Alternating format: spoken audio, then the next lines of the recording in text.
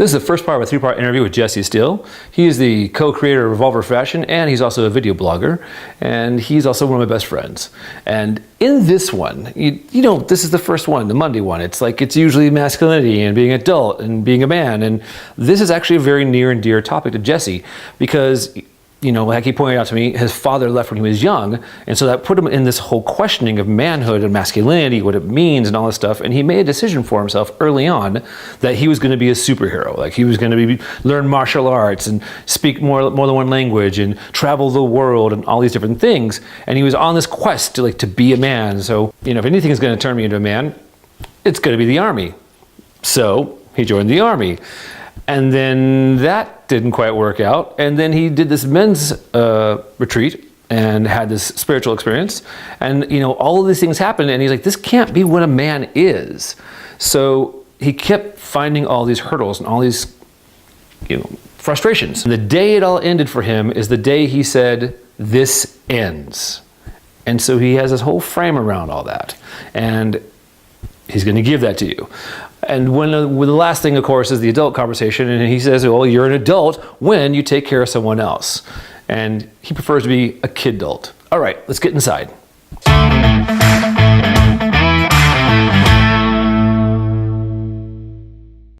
Welcome. This is Jesse. We want to tell yourself, man. Hi there. My name's Jesse Steele. We usually start with jobs. So I run a fashion company called Revolver Fashion. I am a video blogger, and I am a stand for building better communities and bringing people together better to live better lives. Yeah.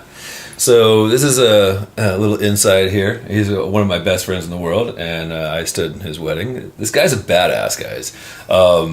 But let's get into it. You'll find out more about him now. So I'm going to ask you the first question. Right. What does masculinity mean to you? Masculinity is a strength. It's a settledness in the body. It's kind of a knowing that you can handle. You can handle situations. Yeah. What does being a man mean to you? That one's much more tricky.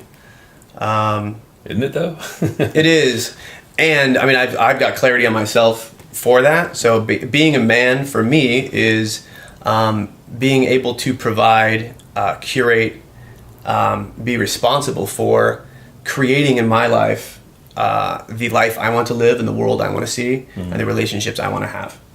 Now, when you were a kid, you had this idea what it meant to be a man, right? You know, it's like this is what a man me is on the planet. Yeah.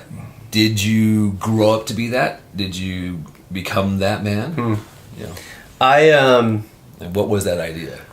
It came from a space of not knowing what a man was. I was raised very much without a father. He left when I was young. So I had that constant question, like, what does it mean to be a man? And so at about 12 years old in my life, I went on this quest to become that, take charge of that. And for me, that meant martial arts, that meant studying language, that meant actually a lot of it was martial arts. So I had kind of these role models in my head, like, okay, Bruce Lee's a man, James Bond's a man, the Highlander's a man, you know, whatever. When I was 12, 14, that was exciting for me.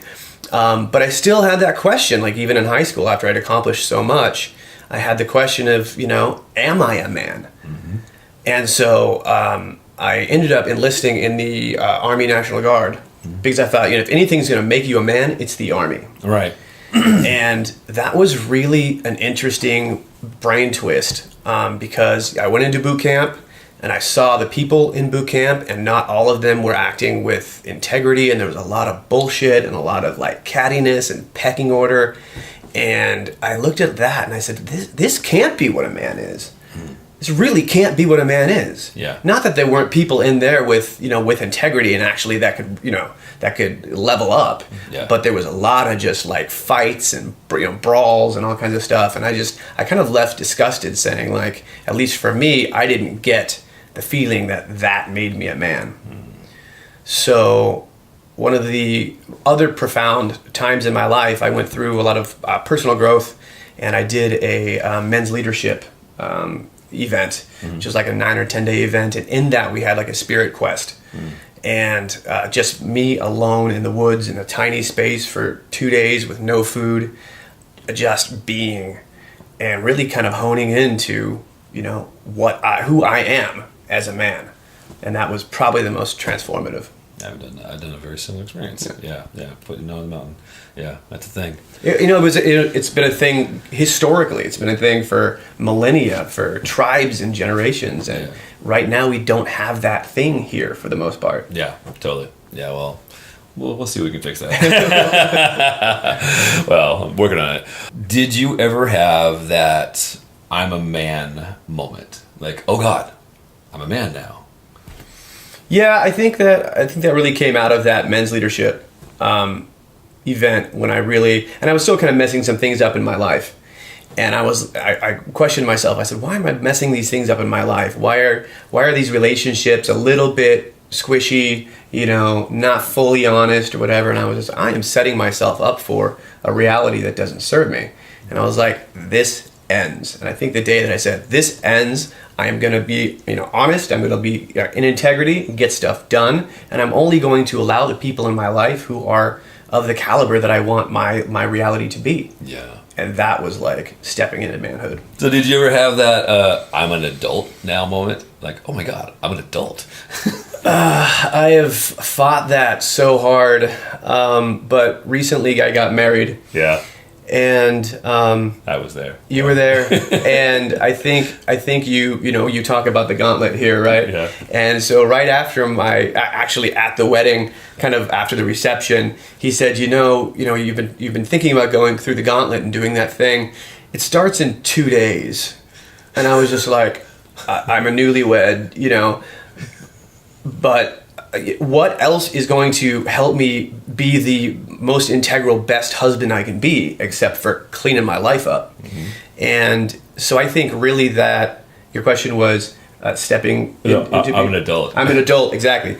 Becoming an adult is when you have to take care of someone else. Oh, yeah. Right? So when you just take care of yourself, we don't even maybe take care of ourselves. But when you have the responsibility to take care of someone else, whether it's a child or a wife, I was like, oh, shit, time to be an adult. Yeah. Yeah. Or a kiddo. A kiddo, yeah, exactly. I love TJ's expression. I'm not an adult, but I can adult. Right. Defiant to the end. Right. Yeah, right. You know, I'm totally right there with you, man. Mm-hmm. We've both got the Peter Pan syndrome going on. Mm-hmm. You know, I'd rather play. Thanks for watching. So what'd you think? Pretty good, right? He's got a big frame, big arc he went through, and it was really introspective. Pretty cool stuff. So what do you think about the questions he asked himself? Have you gone through something like this yourself and asked yourself these kinds of questions? Well, if you liked the video, hit the like button. Help us reach 100 subscribers and hit subscribe. And by all means, hit the bell for notifications. And if you haven't joined the Facebook group yet, please do and join us in our Sunday conversation. All right, see you Wednesday.